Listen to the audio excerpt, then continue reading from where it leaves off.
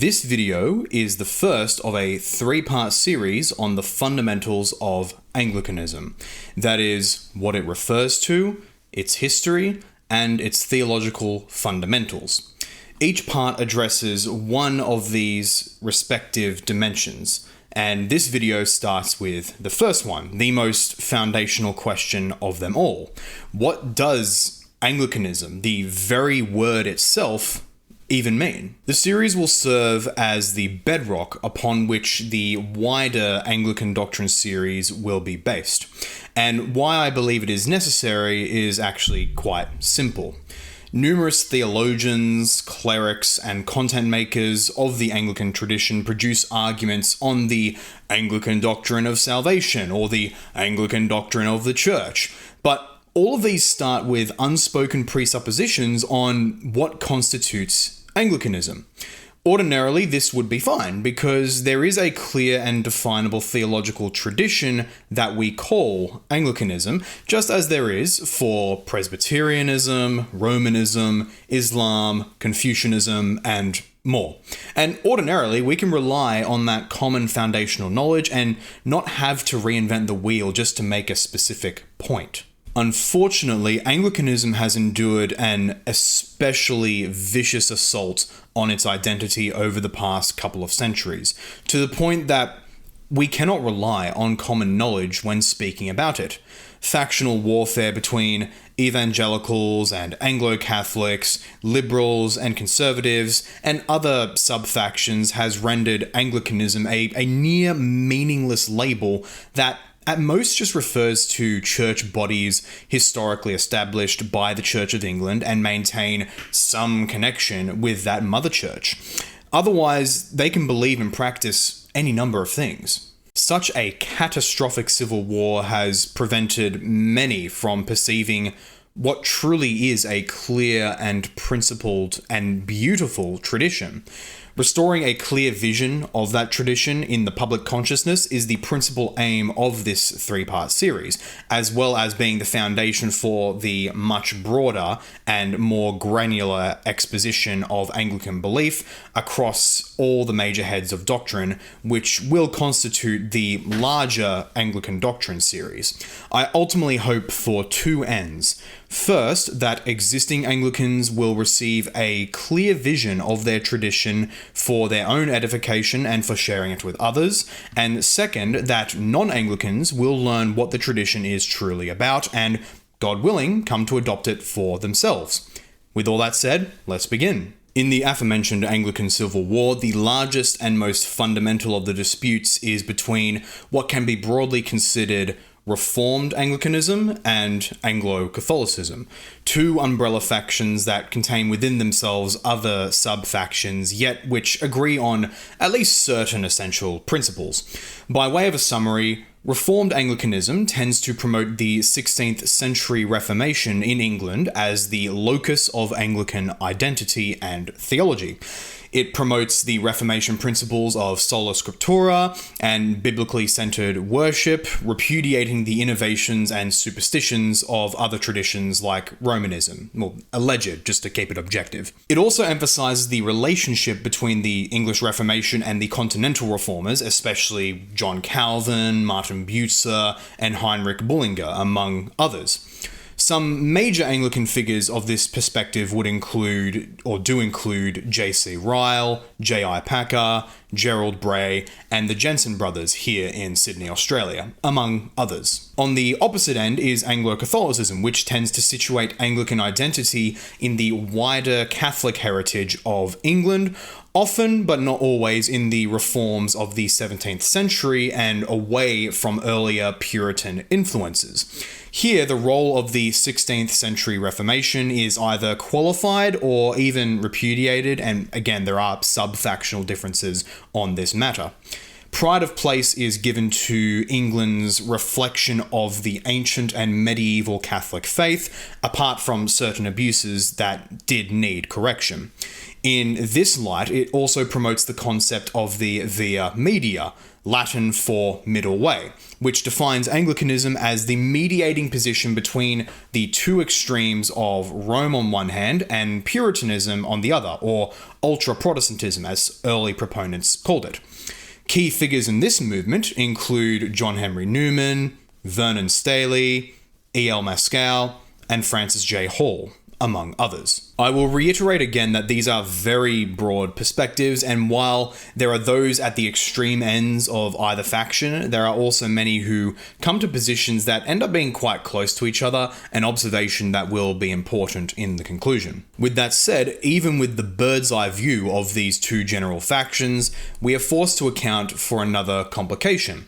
There is a commonly acknowledged set of documents called the formularies, which are considered the most authoritative documents of Anglican theology by, at least by my reckoning, most Anglican jurisdictions. The formularies consist of the 39 Articles of Religion, the 1662 Book of Common Prayer, the Ordinal, and, to a qualified extent, the two books of homilies. Importantly, the Reformed and Anglo-Catholic factions of Anglicanism both generally accept the authority of these texts. However, they both have subgroups of these factions with differing levels of devotion, some even just rejecting them outright, but in particular in Anglo-Catholicism. Those Anglo-Catholics who do not accept their authority will argue that they, especially the 39 Articles, are merely an expression of the faith of the Church of England at a particular time over a specific set of controversies, but have little, if any, authority over Anglicanism today. Certain Reformed Anglicans, and these are much rarer in my experience, but they do exist, I've personally encountered them. Certain Reformed Anglicans who do not accept their authority will usually do so out of an extreme conception of the principle of sola scriptura, that we rely on Holy Scripture as our only authority and guide in questions of faith and life. And now, I only say that for completeness because those same Reformed Anglicans also tend to just not care about Anglican identity at all, and so they're not really a big party to this issue. And in fact, Reformed Anglicanism generally has a much higher view and much stricter adherence to the formularies than in Anglo-Catholicism. That's just a general observation. But in light of this controversy, the key question of what authorities the formulary, or what authority the formularies have over Anglicanism proper, if any, will be a key point to be addressed in this trilogy of videos. Overall, these factions and their subgroups are all engaged in one key struggle: the ownership of the identity of Anglicanism. And it is this question which this series strives to answer. Before beginning the investigation proper, I know there's a lot of build-up here, but it's necessary, I want to engage in a little philosophical groundwork. Before we can even ask the question, what is Anglicanism, we encounter a problem which I believe is responsible for much of the confusion on this question in the Anglican world. Different factions have significantly differing understandings of the concept, yet they all claim to be properly represented by the same word. Some claim Anglicanism is the 39 Articles, the Book of Common Prayer, and so on. Others will claim Anglicanism is simply the living tradition of the Church of England, including that which is prior to the Reformation. And people with these differing positions inevitably clash over who has the right definition. But the problem is that they almost always beg the question in their understanding of the term. That is, in claiming to refute an errant understanding of Anglicanism, they often presuppose an existing one rather than demonstrate it. I see this error on all sides frequently, but just by way of example, Reformed Anglicans will often shoot down Anglo-Catholic understandings of the concept by presupposing Reformation-era formularies and their authority, as opposed to demonstrating them. When confronted on this point, some will muster arguments for why the formularies are authoritative, but even this tends to miss the point. Whatever authority they may have in this or that communion, On what grounds do these formularies have a direct claim to define the concept of Anglicanism? And we can do the same with Anglo-Catholics, who claim that Anglicanism is just the English Catholic tradition from the Celtic Church and Augustine of Canterbury onwards. On what principle do you ground the claim that these things define Anglicanism and not other potentially opposed principles? In short, and as my own priest put it when I explained this problem to him in person, why can't we call Martin Luther an Anglican? I have watched numerous videos now that answer the question, what is Anglicanism? And while some are genuinely good and educational, every single one of them, I believe, has failed to recognize this problem and therefore beg the question in a very significant way. Sorry, River, I still love you. When asking what is Anglicanism, these videos and the above-mentioned factions assume that the word signifies a certain thing and then go on to explain what that thing is. Case in point, a video may ask, what is Anglicanism? And then immediately begin recounting the history of the English Reformation. But as explained above, they skipped the absolutely essential first step of demonstrating why the word Anglicanism properly denotes that thing which they are claiming to be Anglicanism. A final critical factor is that all factions that are wrestling over the meaning of Anglicanism do so on the assumption that it denotes a tradition that long precedes them, and that it is in some way an authentic expression of the Catholic and Apostolic faith.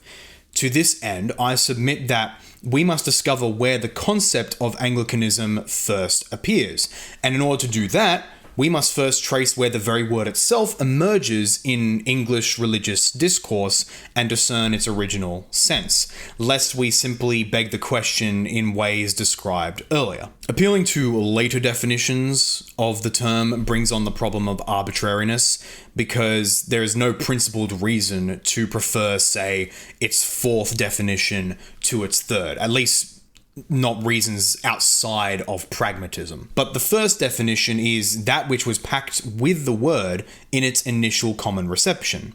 This is important because, once again, those engaged in the struggle of what Anglicanism means are presupposing that it is a term with a historically grounded sense, and not just whatever one wants it to be. They are wrestling over who truly owns this long, rich, and beautiful tradition, in which case its original sense is certainly decisive. And to be absolutely clear, this is not the same as saying that the original sense of the word is the only appropriate sense in which a word may be used. As language is a practical dimension of human experience that conforms to our needs, it is both legitimate and inevitable that words may change their common sense with time. And people can, for various reasons or purposes, just choose to promote a new use of an existing word if he sees such as conducive towards a certain end. This is all well and good, but I simply point to the original sense as the most principled one with which the word itself was bound at its inception in the common religious discourse, and is thus normative for those who claim to hold to its historical sense. For the purpose of defining Anglicanism, this provides a principled standard by which we may discern a meaning which has inherently superior priority to others. So, to wrap up this more philosophical section, we now have a starting layer of presuppositions from which we can begin to discern a clear answer to a very controversial question. And now begins the investigation proper. To preface this section, I will first state that we are only tracking the history of the word Anglicanism and not related terms like Anglican, Anglian, Church of England, Ecclesia Anglicana, and others. These all have their own distinct histories, and for a taste of that, I would point viewers to Alec Ryrie's lecture series, England's Reformations and Their Legacies, specifically the lecture England's Anglican Reformation, which I will link in the video bibliography. To kick us off, Anglicanism as a term did not exist in the Reformation or post-Reformation Church of England or anywhere else, for that matter, of the 16th and 17th centuries, even though the theology of the Church of England at this time is commonly called Anglicanism. Now, I'm not saying this as to beg the question in the ways I just warned about earlier. I'm just saying Anglicanism does typically talk about this period, but I'm here to say that the word itself doesn't appear in that period. Now, That is not to say that it's therefore an incorrect or an anachronistic term to use. That obviously doesn't follow. There is a distinction between words and the senses which they are ascribed, sign and thing signified. All that it does say is that it simply did not exist as a descriptor just yet. The closest analogue that does at this time come about is the word Anglicanism, coined by the Romanist author Thomas Harrop in his 1616 book Tessera Delphus, The Four Brothers, in which he critiques the four brothers of the Reformation: Lutheranism, Calvinism, Anabaptism, and Anglicanism. He makes special note of defining that term in his epistle to the reader. I call the religion of England Anglicanism because it, among the rest, hath no one especial author, but is set by the prince and parliament. The same religion is now in Scotland, because the king is one and the same of both kingdoms, as also of Ireland and other isles. Now, this word does not catch on as a common designation for the religion of the Church of England, but what is notable is that Harrop's attack on the Reformation uses the same basic quadripartite division that we use today: Lutheranism, Calvinism, Anabaptism, and what we now call Anglicanism. Though Anglicanism is not the same word, it is obviously very close to that word, Anglicanism. And it does, or at least did, occupy the same idea that is commonly, although not universally, in the use of Anglicanism today, which is worth noting. Apart from this, we do not get the first appearance of Anglicanism until the 18th century from French Romanist authors. At least that's according to Rowan Strong, writing in the series Introduction to the multi-volume Oxford History of Anglicanism. I note his claim here to cover all bases, but I myself could not find such authors or uses that he speaks of from 18th century French works, at least not online. So we more or less just have to trust him here. And this is not a big deal anyway, because we are concerned with the word's reception in the English language and social consciousness. For this, I used Google's Ngram search system, which is a massive tool that allows one to search for the use of certain words in works that have been scanned onto Google Books, which is a very comprehensive collection, and to have the frequency of such uses plotted on a timeline. Now, it can be hit or miss on the level of individual works, as I found what appeared to be one work from the 17th century that seemed to use the word Anglicanism, when in actuality it appeared, the word that is, in the preface to a late 19th century reprint of that work.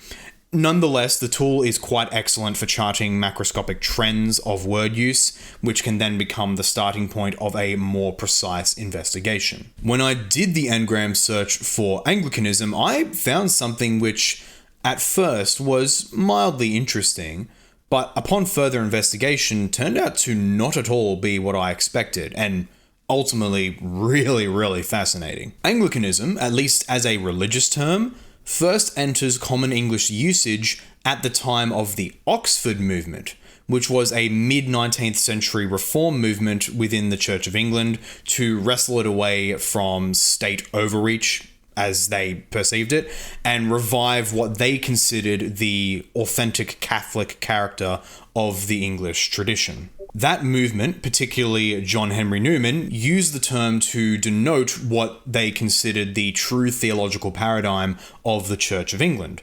Newman's earliest use of the term that I could find, and also actually the earliest use of the word that I could find at all in the sense of a religious tradition, comes from the 1837 edition of his Lectures on the Prophetical Office of the Church, which is a foundational work of the Oxford movement on the relative authority of the Church and the Scriptures. Here are two key quotes that give us an insight into what he meant by it. It still remains to be tried whether what is called Anglicanism, the religion of Andrews, Laud, Hammond, Butler, and Wilson, is capable of being professed, acted on, and maintained on a large sphere of action and through a sufficient period, or whether it be a mere modification either of Romanism or of popular Protestantism, according as we view it. Though Anglicanism is not practically reduced to system in its fullness, it does exist in all its parts in the writings of our divines, and in good measure is in actual operation, though with varying degrees of consistency and completeness in different places. There is no room for eclecticism in any elementary matter. No member of the English Church allows himself to build on any other doctrine than that found in our Book of Common Prayer. That formulary contains the elements of our theology, and herein lies the practical exercise of our faith, which all true religion exacts. We surrender ourselves in obedience to it. We act upon it. We obey it ever in points of detail where there is room for diversity of opinion. The 39 Articles furnish a second trial of our humility and self-restraint. Thus, in Newman's earliest articulation, Anglicanism denoted the religion held by these key figures of the 17th and 18th centuries: Lancelot Andrewes, William Laud, Henry Hammond, Joseph Butler, and Thomas Wilson. Further, he also ties it to the authority of the Book of Common Prayer and the 39 Articles of Religion. Now, before we continue, the history of the Oxford movement is extremely granular and very quickly becomes chaotic, most of which is well beyond the scope of this video. Here we will only be looking at the use of Anglicanism both by the Oxford movement and its critics when it first came onto the scene. But if you want to learn about the Oxford movement in general, I have some sources linked in the video bibliography. Back to the topic, the idea of Anglicanism would spread into the already by then years-long controversy with the Oxford movement, grounded in what the movement saw as the via media of post-Reformation English religion, denying the extremes both of Romanism and what they called ultra-Protestantism or Puritanism. Supporters and critics alike would interact with the concept, and the critics were especially fond of attacking it at a presuppositional level by asserting contradictions between the alleged claims of Anglicanism and its foundational authorities, chiefly the Book of Common Prayer and the 39 Articles. For example, the Anglican-turned-Romanist Frederick William Faber reveals his own definition of Anglicanism in his 1846 letter Grounds for Remaining in the Anglican Communion, before proceeding to critique it. The Anglican system was almost untried. The doctrines of Hooker, you are ready to admit, were not a development of, but a deflection from, the principles of the Reformation. Cranmer could have burnt him for his 5th book, The Chart of Anglicanism. Anglicanism proper dates from Hooker. Its cradle was amidst the multitudinous gibbets of Elizabeth. It grew in the hands of the Stuart divines under the ample shadow of the prerogative, while the eager knife of the Star Chamber gleamed about the ears, tongues, and noses of fractious recusants. Another critic was Robert Benton Seeley, himself an Anglican, or churchman, as was the common term at the time, specifically of the evangelical tradition and thus opposed to much of the Oxford movement's theology. The 1838 edition of his work, Essays on the Church by a Layman, levels attacks on the Oxford movement's articulation of Anglicanism and even tries to wrestle the term away from them. This statement is most illustrative. They, the Oxford movement writers, are fond of describing their system as Anglicanism, the Anglican system, and the via media, and of delineating it as something equally removed from what they term ultra-Protestantism on the one hand, as it is, they tell us, from popery on the other. In dissecting this theory, we must begin with the 3 stages of religious belief, which are therein particularly pointed out, to wit, ultra-Protestantism, Anglicanism, and popery.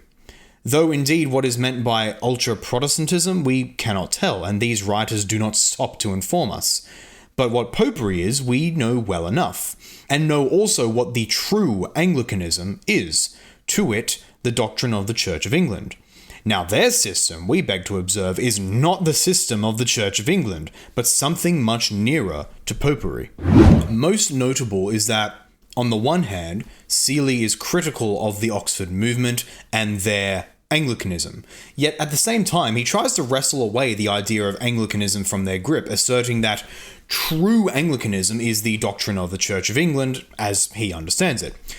We therefore have an implicit acknowledgement that, notwithstanding the correctness of one's Anglicanism or their interpretation of it, Anglicanism was intended to denote the formal doctrine of the Church of England at least in its post-Reformation developments, and it is on those grounds that Seeley aims to refute them. 3 other early critics make clear this same identification: William Waterworth, William Dodsworth, and J. Spencer Northcote. Waterworth makes it clear just in the full title of his 1850s polemical work, Origin and Developments of Anglicanism, or A History of the Liturgies, Homilies, Articles, Bibles, Principles, and Governmental System of the Church of England. Himself a lifelong Romanist, he details the history of the development of the monuments of the Anglican tradition from the Reformation onwards, such as the Articles and the Book of Common Prayer, among others, while also attempting to poke holes in the Anglican paradigm as he goes about it. He also takes a lot of space to respond to what he calls the soli biblical principle, a funny way of just talking about sola scriptura. Similarly, there was J. Spencer Northcote, himself a follower of the Tractarian cause, until his wife converted to Romanism in 1845, compelling him to resign office and eventually converting with her in 1846. Immediately following his conversion, he published a set of letters collectively entitled The Fourfold Difficulty of Anglicanism, or The Church of England Tested by the Nicene Creed, in which he critiques the system of the Church of England, and the heart of this critique is revealed in the 3rd letter, where he says the following: "But in truth, that the real cause of the mischief lies deep in the Church of England's very essence is too manifest. Whether we study the history of her origin and the formation of her various symbols and offices, or her theory as stated in her own articles, hence she presents for the acceptance of her children, as it has been well said, Calvinist articles side by side with a Catholic liturgy, and of the 2 parties who have always been struggling to obtain the exclusive mastery within her, one has uniformly taken the liturgy, the other the articles, as the keynote in their respective attempts to harmonize the conflicting portions of her formularies." Again, there is a grounding of the concept of Anglicanism with the Reformation and post-Reformation productions of the Church of England, especially of those 2 chief sources, the Articles of Religion and the Prayer Book. Finally, there is William Dodsworth, also an Anglican and Tractarian until his conversion to Rome in 1851, and who would write a polemic titled Anglicanism Considered in Its Results. His definition of Anglicanism involves a bit of a different spin compared to others, which he shows in the introduction of his text.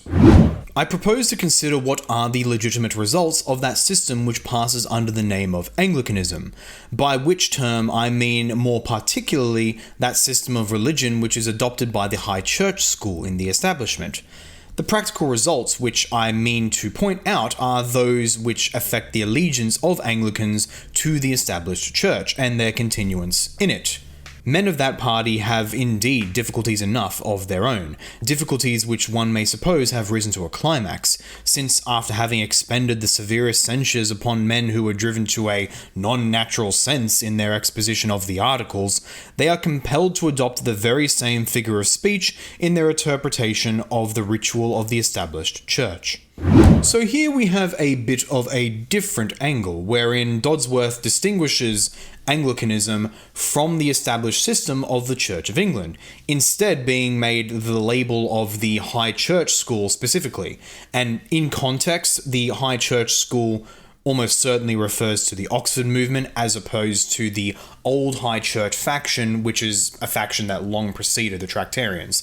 And this is especially evident given his reference to the Gorham case in the next paragraph, which was actually a catalyst for Dodsworth's own conversion to Romanism, as well as a later reference he makes to the Tracts for the Times as a source for the teaching of High Churchmen. And in case the name Tractarian didn't make it obvious enough, the Tracts for the Times was a key publication of the Oxford movement. All of this to say, Dodsworth considered Anglicanism as a sub-faction within the Church of England, rather than the mere system of the Church of England itself.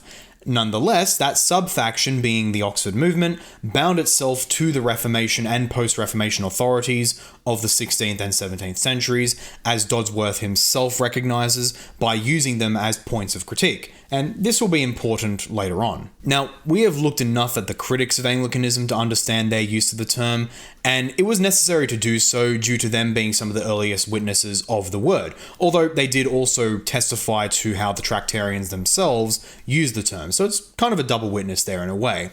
Those detractors of Anglicanism I cited earlier will in some future video or videos be responded to by myself, as I think they have largely been ignored, something which even Dodsworth himself gloated about in his own time. And they appear to have set the pattern for more recent Anglican conversions to Romanism, being more concerned with intellectual problems than vague spiritual experiences, and so they are very much worth addressing in their own right. Now, I wanted to find more Tractarian representatives on the meaning of Anglicanism since they were the ones who brought the term into the discourse, but outside of Newman's quotes, I found very little, next to nothing, let alone those which were useful for extracting a definition. It almost appears that the opponents of the Tractarians were more enthusiastic with the term than the Tractarians were themselves, unless it was more so used in spoken discourse than in text, though I cannot see a way to verify this. There is the Scottish bishop and Tractarian Alexander Penrose Forbes, who uses the term in his 1867 An Explanation of the 39 Articles, wherein he says that the logical basis of Anglicanism lies in its organic connection to the pre-Reformation Church of England, minimizing the differences between it and the Reformation period as much as possible. Towards the end of the text, touching on the desire of certain Anglican divines towards a true ecumenical council, unlike the not-so-ecumenical Council of Trent, he speaks of a constructive epoch of Anglicanism that is distinct from the time of King Henry VIII and Elizabeth I. In connection to and immediately following from this, he cites quotes from John Bramhall, William Laud, and John Overall, all of whom were bishops of the 17th century. As minimal as his comments are, Penrose yet gives further evidence to the centering of Anglicanism in the 17th century reform efforts. Now, I could have included wider discussion of the Tractarian movement and theology or their conceptions of the Church of England. However, per this video's purpose, I focused exclusively on their use of the term Anglicanism in order to answer what the original sense of the term originally was, or answer the question regarding its original sense. Nonetheless, if we compare the evidence presented above with the general efforts of the Oxford movement, we see the same pattern of trying to emphasize the Catholicity of historic English theology while yet conforming to her key authorities, especially the Articles and the Book of Common Prayer, which can be seen in their various writings. I thus take this as at least strong circumstantial evidence as to the intended referent of the word Anglicanism at its common reception. As a final witness, I searched through the English dictionaries of the period, including those well before that, back into the 18th century, to find which one first gave an entry for the word Anglicanism, and thus finding its earliest common sense. The earliest one I could find was a dictionary of the English language by John Worcester, published in 1860, which defines Anglicanism as the principles of or adherence to the established Church of England, or partiality to England. Even more emphatic is the New English Dictionary on Historical Principles, which was the precursor to the Oxford English Dictionary, Volume 1 being published in 1888, which contains the entry for Anglicanism. It gives the definition as adherence to the doctrine and discipline of the Reformed Church of England and other churches in communion therewith, as the genuine representative of the Catholic Church. Thus ends our discussion on the emergence of Anglicanism as a term in religious discourse. I must again emphasize this was not a history of the Oxford movement as such, for which there are many characters and episodes well beyond the scope of this video. Indeed, much can be said about the later faltering of the movement, such as John Henry Newman's late attempt to reinterpret the 39 Articles away from their authorial intent in the famous or infamous Tract 90, shortly before his conversion to Rome. Episodes like that are worthy of their own videos at a later date. They were only the focus of this video because it is with them, the Oxford movement, and their discoursing with opponents that Anglicanism as a term first emerges in English discourse, at least English religious discourse. So with all this data considered together, what do we make of Anglicanism in its original meaning? Well, we have to first navigate a minor complication. On the one hand, Anglicanism was used by many, especially the Tractarians, but also some opponents, such as Frederick William Faber, among others, to simply denote the tradition formed in the 17th century. But others used it to specifically denote the Tractarian movement, precisely because they are the ones who introduced the term. Dodsworth is a key example of this, but there are others as well, and supporters of my channel at Priest Here and Above will be able to see them in my full research document. Quick pause break just in case anybody noticed and was getting grossed out by this point. That white stuff in my beard is just some beard butter that I apparently didn't apply correctly that morning, and I only noticed after all the recording was done, and I couldn't get rid of it in post-production, so yeah, F in the comments. So how do we decide between these views? Well, if we tally up the key witnesses to the term as it enters in the common discourse, right up until it finally enters the dictionary in 1860, but also with other uses beyond that, there is clearly a stronger presence of Anglicanism denoting the system of the Church of England itself particularly in the post-Reformation formative period, even if sometimes in accordance with the Tractarian interpretation. The Oxford movement themselves pioneered the term in the discourse and gave it that referent. Opponents responded by either taking their meaning for granted and giving internal critiques, or by claiming that what they called Anglicanism was not in fact the system of the Church of England, and therefore not true Anglicanism, at least according to one of the critics. Thus, even in the secondary use of the term as simply referring to Tractarian theology, the measure of its internal consistency was still, in part, that same normative period as the Tractarians claimed for themselves. But another nuance to add is that, per the evidence discussed above, particular emphasis was placed on the higher normativity of the 17th century developments over those of the 16th. That is, the 16th century Reformation was foundational, but the 17th century corrected certain excesses and completed the project. Without spoiling too much, this will be explored in greater detail in part 2, when the doctrinal history of the Reformation Church of England is explored in detail. Having considered all of this data, we can now come to some pretty firm conclusions. First and foremost, we can throw some shade at partisans in both the Reformed and Anglo-Catholic camps. But before doing so, I will repeat what was stated at the beginning. These factions themselves are fairly broad camps, with some being more extreme in their claims and others more tempered, even to the point where certain self-described Reformed Anglicans and Anglo-Catholics are almost identical in their substantial beliefs, just with a difference in emphasis. So the following critiques are thrown at the more extreme partisans on both sides. Against the Anglo-Catholics, Anglicanism in its original sense did not simply denote the faith of the Church of England at all times, but the English faith as expressed in a particular reform movement, although it was and is argued that this reformed faith is in broad continuity with the centuries preceding, the correction of certain errors notwithstanding.